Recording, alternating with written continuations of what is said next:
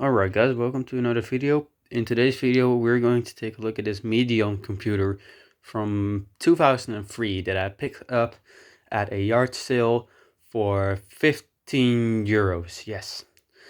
I'll just give a quick overview of this computer, take a look at its features, take a look at the inside, take a look at what I did to it, and we will fire it up.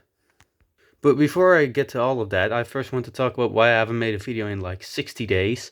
I've just been busy. I'm not dead. I'm absolutely 100% alive, but I've been busy. Vacation was on there. I made my last video 2 weeks ago. I had vacation for 6 weeks. I was gone from home for 2 weeks. School has started this week again. So yeah, I've been a little busy, but I'm home now, home alone, can finally make a video. So yeah, that's basically what's been going on. I have a lot of in real life stuff going on. A little bit too much to get to making a video, you know. So moving on from that, we're going to take a look at this Medion. I think it's a Medion MD8080XL. I think that's the model number, yeah. According to the motherboard, it's a MD8080. Yeah, so this computer is the Medion MD8080XL, and the motherboard is a Medion MS-7012, made by MSI for Medion. Well, Microstar. I guess that's MSI because MSI is Microstar International. It only says Microstar, so I'm just gonna assume that the video card and the motherboard are by MSI because it says MS, and it says on Google they say it's Microstar and MSI means Microstar International. So I'm just gonna assume that whoever made this motherboard and GPU is MSI, and MSI made it for Medion. But yeah, don't quote me on that if I'm wrong about that. So yeah, taking a look at the front, we have a DVD RW drive and a DVD ROM drive. Everything in this computer is original apart from the RAM. That's everything I did to it. And there's a lot, actually. And you're probably wondering, well, where the heck is the front I/O? Is it on the side? No. Is it on the other side? Nope. You press this. Oh, that didn't go too well. You press on this. There you go. You got a freaking ton of front I/O. So, on the front we got a SD card slot, a compact flash slot, we got a memory stick slot, you got a smart media slot, 3 USB 2s, 2 Firewire ports, a S-video out and composite, aux in, you even got aux in, what the hell. You got headphone jack, mic jack, and whatever the heck that blue jack is, I don't know. But yeah, there's a ton of front I/O, and this stuff does actually work. There are actual drivers for this, which I haven't installed because I'm not going to use S-video or something rather with this. Yeah, why would you use... Yeah, I don't really see the point of this, apart from that this computer is really media-centered, as you can probably tell, because it has a dedicated GPU and has all this front I/O. So yeah, this is a pretty media-centered computer then, I guess. But yeah, this is really cool in my opinion, because this is completely done with springs. It's really cool and it works really well and makes it look nice. We got the classic Earth power button, which gets stuck. You have to, yeah, there you go. The power button is a bit sticky, but I mean, for 15 bucks, the main damage is on the top. I have no idea what these stains are. I don't know if they're coffee. I don't know if they're tea. I have no clue. It says the BIOS password right here. Funny enough, that BIOS password doesn't work. You can get into the BIOS, but I guess there's a secondary boot up menu or like boot menu to boot off a certain device. You have to press F11. You have to put in this password. It's AW quadruple 8 EGH. Sorry. I put that in a million times and it doesn't work. So yeah, that BIOS password is invalid. It literally doesn't do anything. But yeah, that's the main damage here. I think if you scrub enough with, well, powerful enough chemicals, it might come off, but it is alright. This computer has a couple scratches, couple dings, but it actually looks pretty darn good, and it's completely original. For 15 bucks, I can really not complain at all. Here's the other side of it. if my camera wants to focus. If my camera wants to focus. There you go. Yeah, it is in pretty good shape. I mean, you won't look at this because, you know, it's the other side. You will not look at that. But yeah, let's take a look at the other side, because the other side is pretty funny. Everything on here is XL. You got Air XL, and this is where the CPU fan. The problem on this computer is it doesn't have an exhaust fan, and that's a really big problem for this particular computer, and I will get to that in a minute. But yeah, here's the giant vent, and the CPU fan has a duct over it, so it sucks air in from here, and it works well. So yeah, there's nothing wrong with that. The reason why the panel isn't fully on is because the side panel is ridiculously hard to get off. I need 2 people to get this side panel off. So for this video, I already you know, kind of loosened it up, but it is still on there. So yeah, let's take a look at the back I/O. First thing, the power supply. This is, I think, a 380 watt power supply by Delta. And it has the, not only does it have the plug in the middle, the socket for the power in the middle, but it's also turned around. So I thought that this wasn't a, you know, a normal standard ATX power supply, but I think it is, from what I can tell, a standard ATX power supply with standard connectors. So that is really nice if you ever want to replace the power supply in this.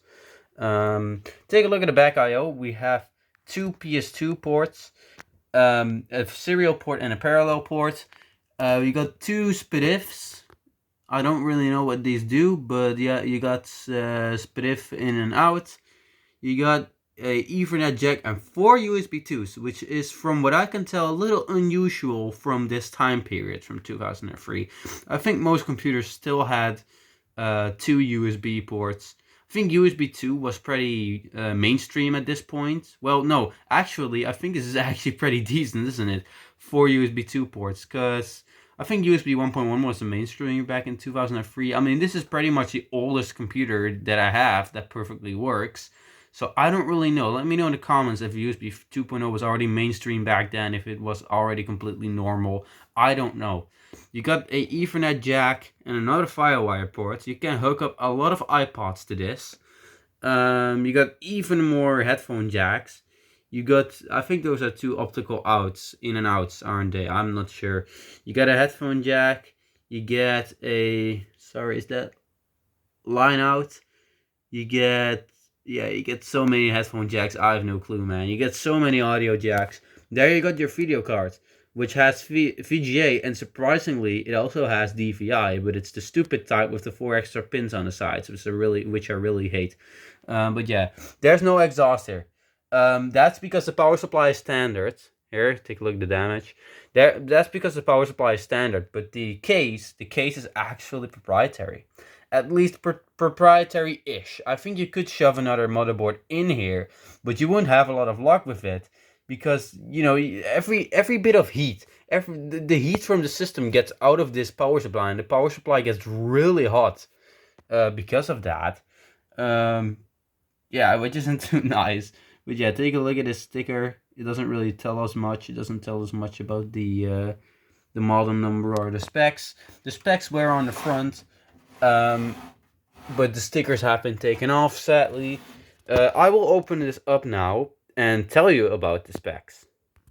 And here we are. So, there's a lot of exciting stuff here. First of all, there are the 2 optical drives. They are all original, and they are indeed DVD-ROM drive. There's indeed 1 DVD-ROM drive, which is right here, and a CDRW drive, which is right here.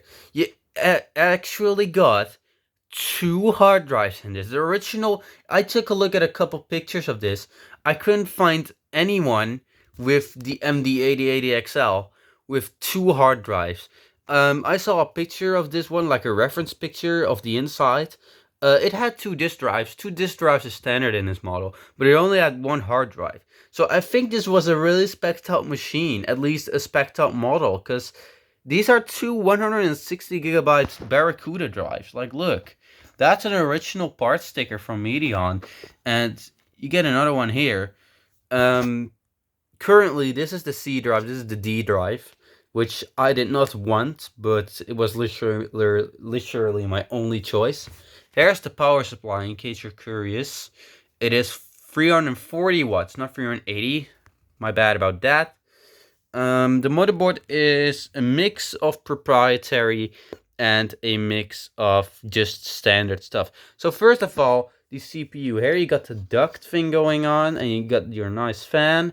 So what CPU is this? You've probably already guessed it by now, or maybe close to it. Has a Pentium 4 Northwood 3 gigahertz. So it's not So you're like, oh nice. It's not one of those stupid Prescott Pentium 4s that overheats. This thing gets super hot.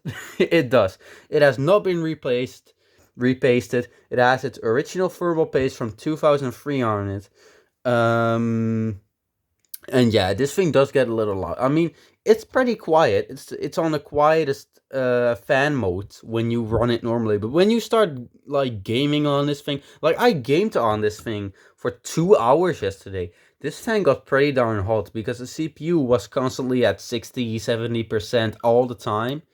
And that just puts that has enough heat output, I guess, to really get this thing going. I could repaste it, but I'm honestly kind of too lazy for that. I did clean up this system from the inside as well before I shot this video. So yeah, here you got your GPU, which we will take out.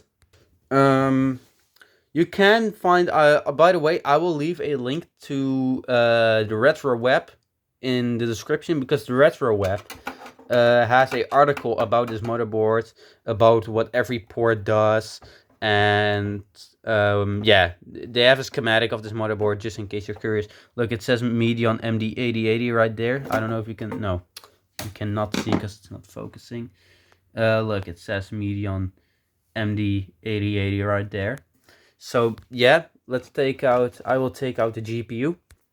Ah yes, this is a FX 5500 8X. And this is actually the best FX 5500 out there.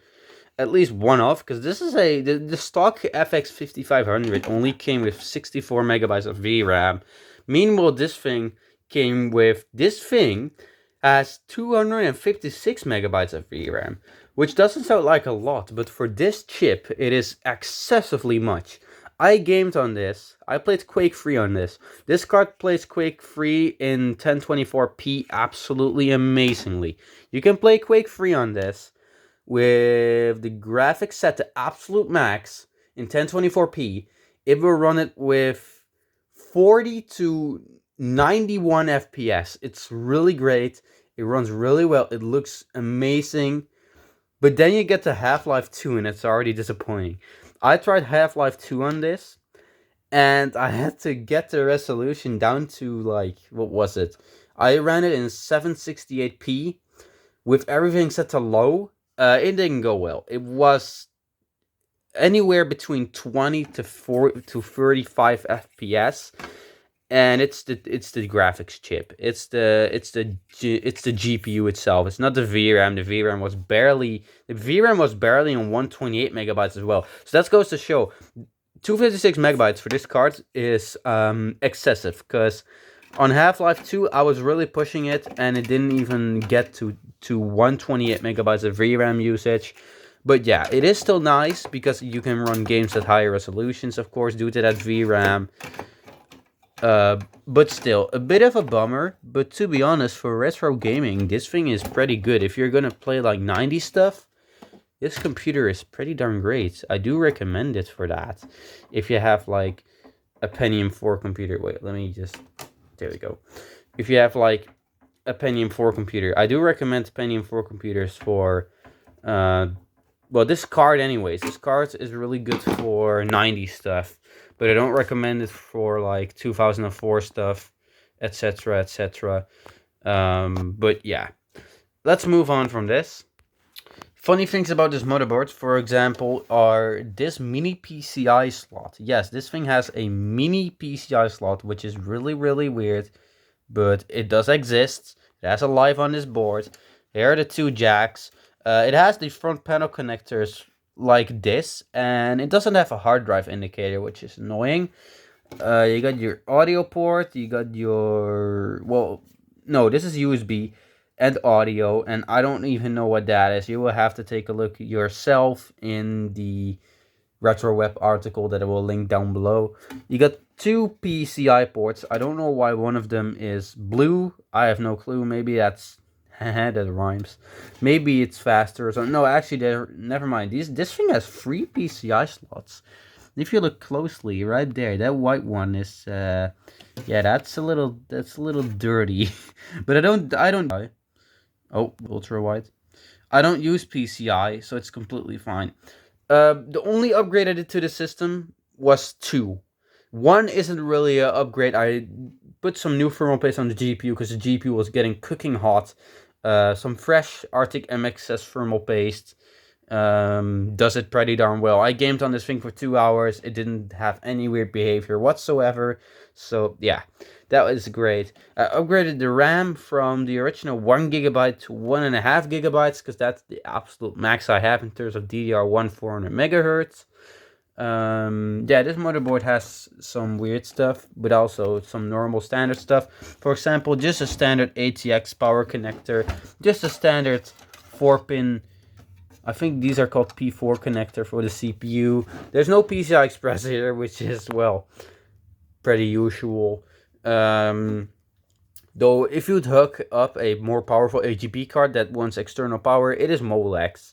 Because more powerful AGP cards like the FX 9590 uses extra power via Molex. So you wouldn't really ever need a more powerful power supply in this, to be really honest. Overall condition of the system is pretty darn great.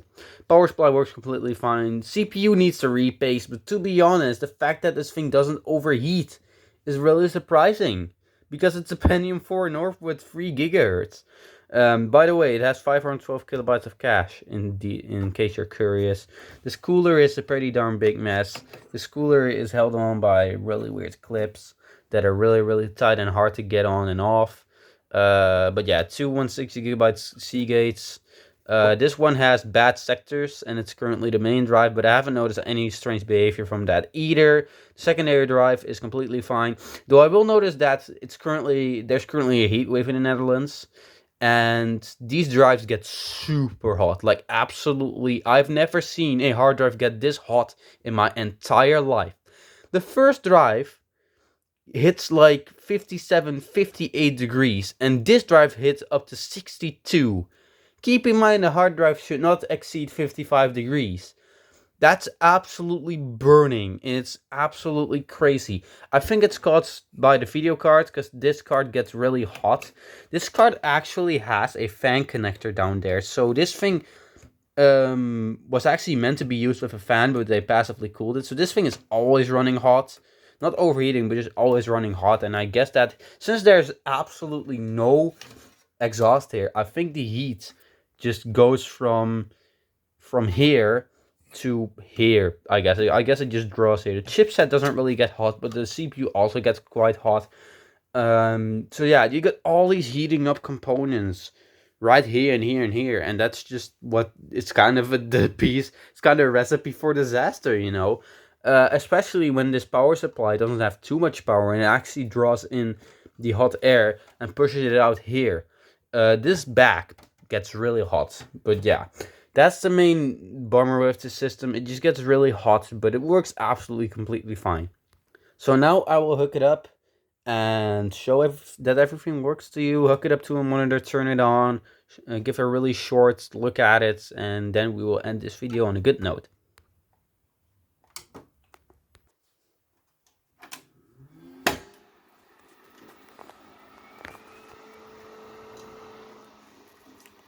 Pentium 4 HT. I find that so funny that it just shows the oh, let me actually show you the BIOS as well. The BIOS is really funny. Well, the BIOS isn't really funny, it's really standard. But yeah, it works completely fine. I will get into the BIOS. They really didn't know what to choose as a boot logo, didn't they? I mean, I took a look at a newer Medion system. My parents had a Medion system with a 3rd Gen i3 and a GTX 650 and 4 gigs of RAM. That one just showed the Medion logo when it booted up. But this just shows Pentium 4. So yeah, that's quite funny in my opinion. But yeah, everything works completely fine inside of this. But yeah, standard CMOS, 1.5 gigabytes of RAM, 512 kilobytes of cache, Intel Pentium 4, 2 ST31621A hard drives, a Sony DVD-ROM drive, and a TSST Corp DVD, or what was it? DVD-RW drive. Yeah, you can disable stuff like the audio and stuff. I had a lot of trouble. I had a ton of trouble actually getting the audio to work. Getting the audio to work took a day and a half, but I got the audio to work. The audio is actually really good on this thing. It's quite loud. But yeah, there's a lot of stuff in here. Also, something I will note is that if you boot this thing up with a USB stick in the USB port, it will not boot. It will just be stuck on that. You saw that little screen. You saw that screen before it let me choose which XP install I wanted to do. Well, it just stays stuck on that because I don't know. I guess it just gets messed up from from the USB drive, I guess. But yeah. Oh, the mouse got installed. Taking a look at this.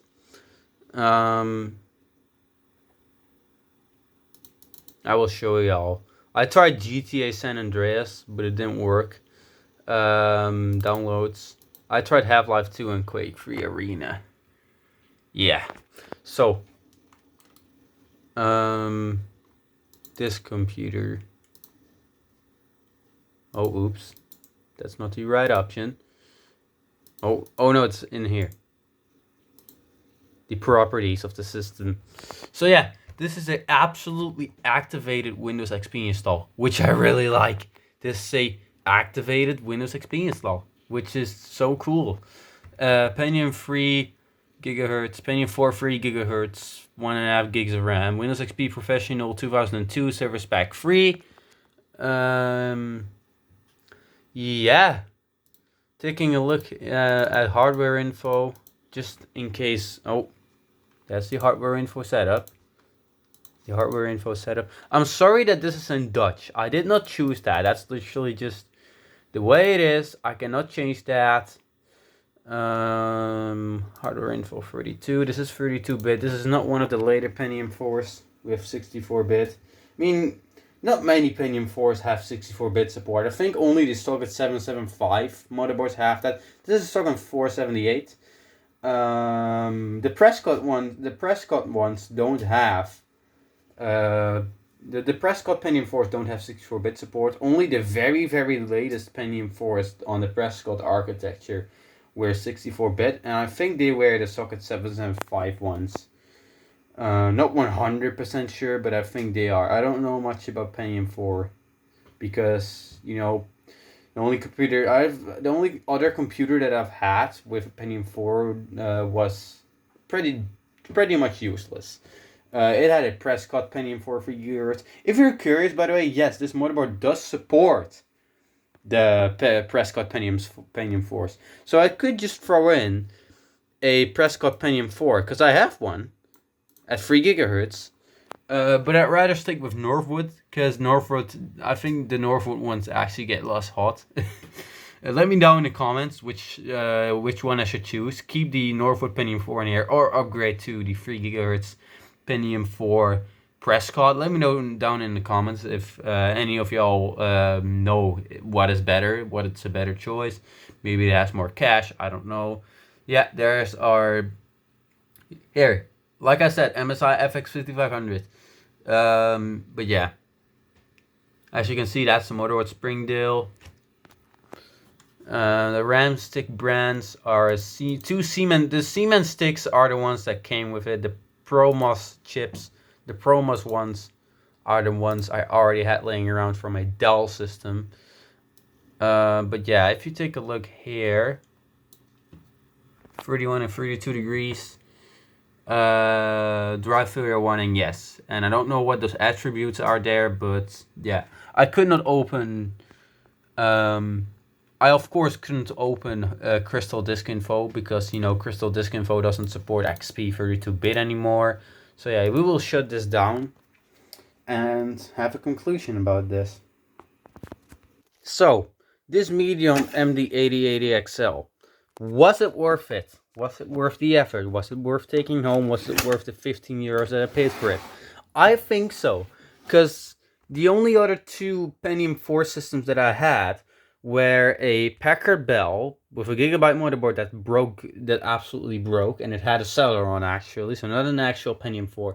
I had a Dell Dimension motherboard given to me, but I didn't have the cooler with it, so I had to like jerry rig a cooler together by putting a aluminum block on it with tons of power banks and heavy stuff on top of it to like push it down, because I really didn't have that cooler.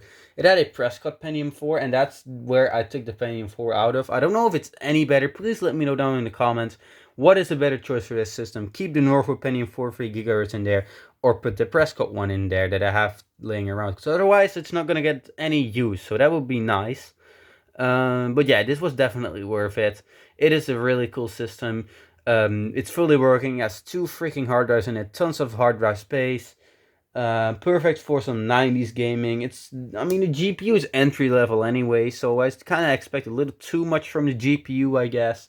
But I have another system laying around, also with a Pentium, but with a Wolfdale Pentium, like, you know, the Core 2 Duo era. That's a lot newer, that will absolutely smash this in terms of retro gaming. So it's completely fine. It's a good thing. I could just put Windows 98 games and stuff like that on here, which is also just a lot nicer choice than putting on a Core 2 Duo system, you know. So yeah, this was definitely worth it. It was a nice pickup. Yeah, it was worth taking home. By the way, there's also another video coming up about a Pentium 4 laptop that I bought at the same yard sale. It's just currently under maintenance because it needs new thermal paste so badly that I didn't want to review it before it had its maintenance done. It's currently at a friend. It takes a while to put back together and get new thermal paste on there because it's so loud. It's such a loud thing. It's like a siren. I cannot stand making a video with that laptop. So we will take a look at that in the next video. Hope y'all have a good day and see y'all later.